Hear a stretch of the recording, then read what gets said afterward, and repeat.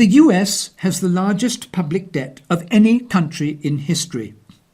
The US has the largest trade and budget deficits of any country in history.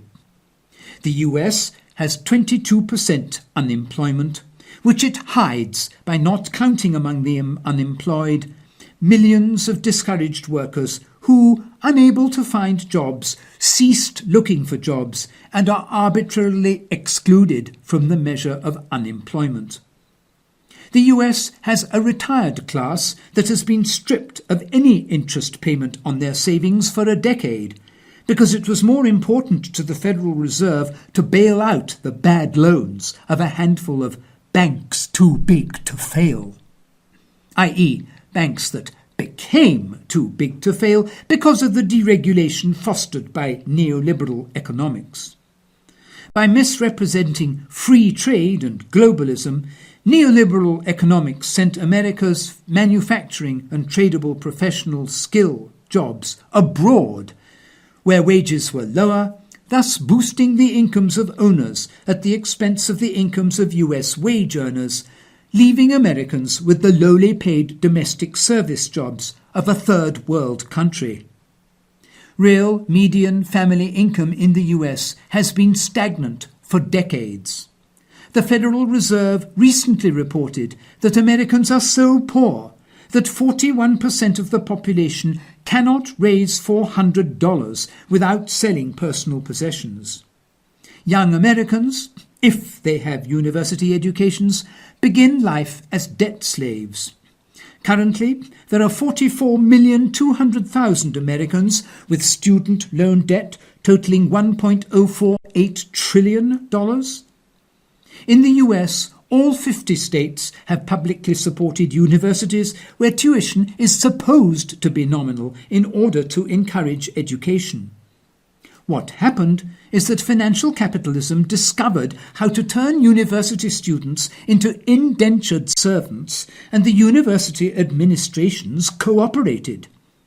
Tuitions rose and were increasingly allocated to administration departments, the cost of which exploded.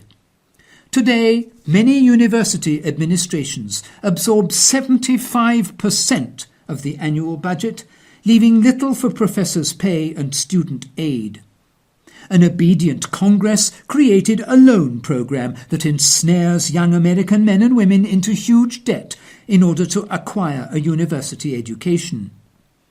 With so many of the well-paying jobs moved offshore by neoliberal economics, the jobs available cannot service the student loan debts.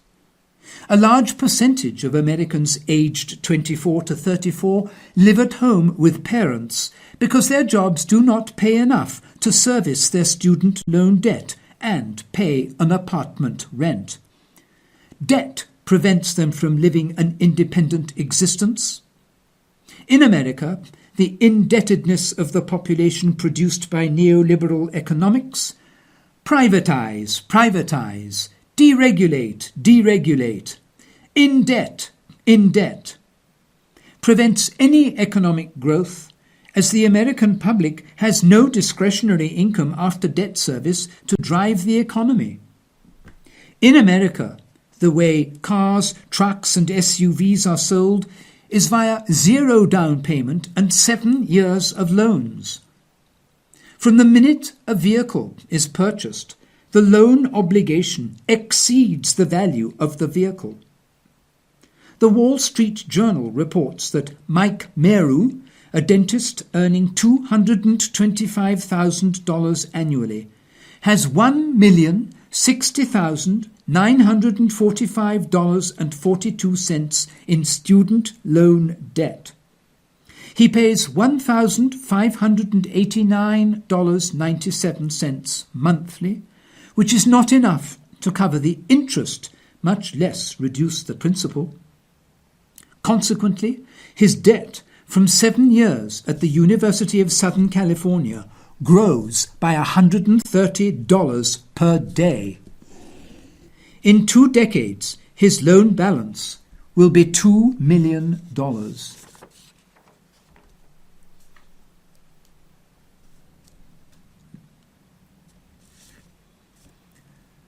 Americans are trying to keep up the pretense of a middle-class lifestyle with credit card debt.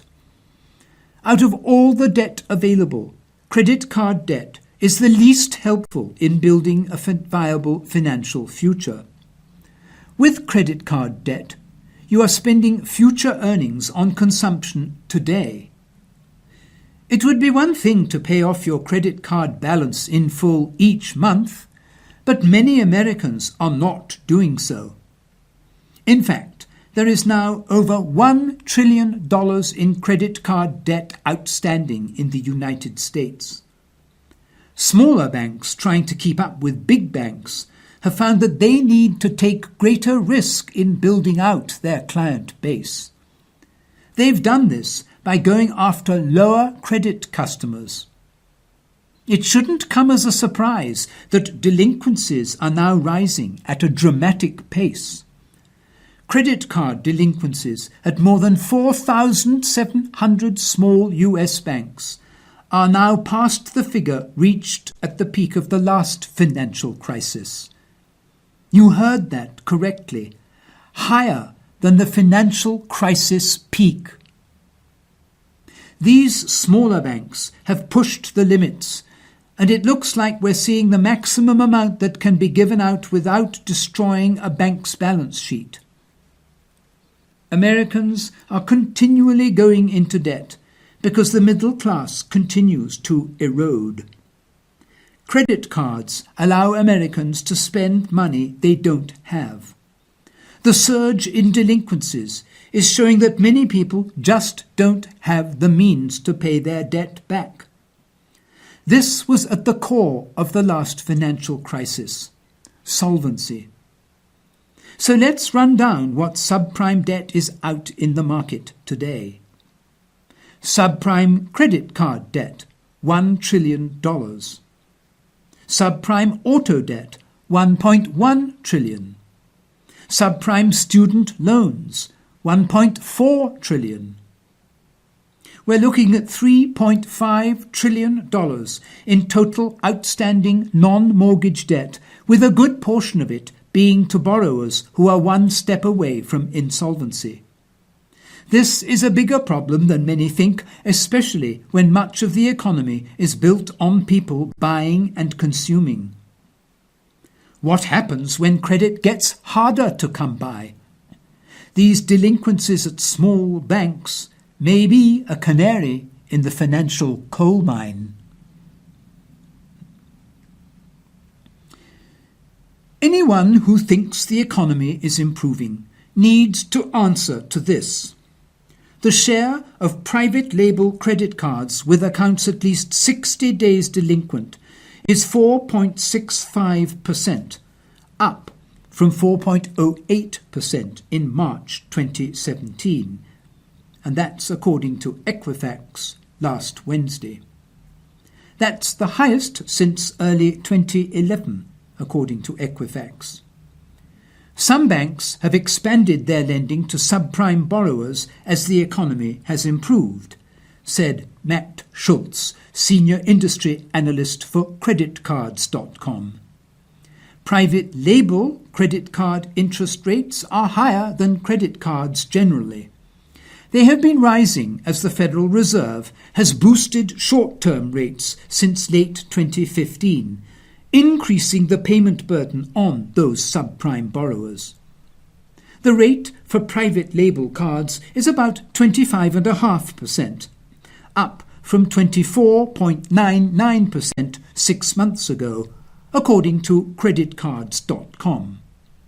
The average rate for all credit cards is 16.73%, up from 16.15%. Who can afford 25% interest rates with balances rolling over every month? The answer, of course, is no one. This leads up to what I call the logical non-solution.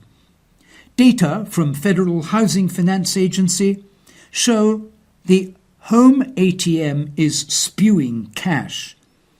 Equity pulled from homes to finance consumer spending and property improvements and pay off other debts rose in the first quarter to the highest in almost a decade, according to Federal Housing Finance Agency data. I think the party's over.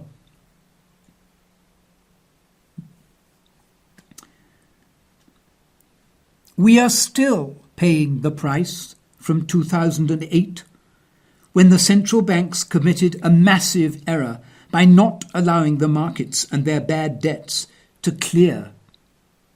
Yes, it would have been acutely painful, but we would have been through the worst within a year or two, and in the process, the central banks restored the system to a much healthier and more sustainable state. Instead, the bad actors were protected and rewarded, and the root fundamental problems were literally papered over, left to continue to fester unobserved ever since. Similarly, in early 2016, the central banks once again committed the same sin by rescuing everything with another wall of fresh, thin-air money. If we've been in recovery for years now, as the central banks have been touting, then why has 2016 to 2018 seen the most stimulus ever injected into the system? History has taught us that we should trust our leaders' actions far more than their words. Their actions at this time indicate panic. Ponder what it is that has them so worried. We should all consider that question long and hard. I'm convinced that they know as well as we do that once the overinflated so-called markets created by the central banks can no longer be sustained at their current nosebleed heights, the damage will be extraordinary and unstoppable. The pain of the 2008 crash will seem like a mere flesh wound compared to the devastation the next deflationary wave will wreak. Of course, the central banks have no interest in seeing that happen and will once more do all they can to rescue the markets. But will they act in time? More to the point, given all of their very public commitments to raising rates and reducing their balance sheets, will they allow a market correction to happen in the near term, presumably so that they can ride to the rescue soon after as saviours? Politically, the prospect of showering even more wealth on the 0.001% is going to be a tough sell. This is especially true in Europe, in Italy, Greece and Spain, where the populace is suffering mightily already and is in no mood to further enrich the ultra-wealthy. So it would seem that the central banks, at least publicly, have to stick to their stated plans to reduce their levels of money printing and balance sheet expansion. Who knows if the future will play out anything like the projections that I've just given you? The central banks have proven weak-kneed at every tiny moment of market wobbliness. To date, they've chosen to print and pent, and then print some more, at every opportunity where the markets might have corrected. But we all know that this charade cannot continue forever. Sooner or later, it has to stop. Given the blow-ups we're now seeing in the emerging markets, there's clearly serious doubt and trouble brewing somewhere in the system.